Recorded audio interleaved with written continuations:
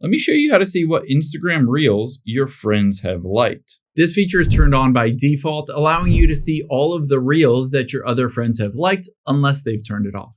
Now first, let's head into the App Store or Google Play Store and let's search for Instagram and update it to the latest version. This is a brand new feature, so if you haven't updated Instagram, just go through the process of updating it to get this.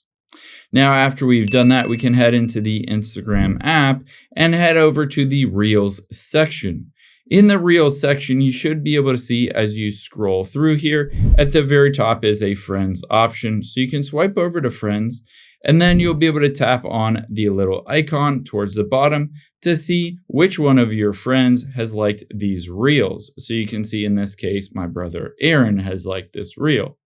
Now, if you don't see that, or if you want to hide your Reels that you have liked, you can always do that in the settings of the Instagram app. So head into the settings of the Instagram app, and then we're going to go to the activity section here, and you can see it says who can see your likes and comments on Reels. You just need to switch this to no one if you don't want anyone else to see it.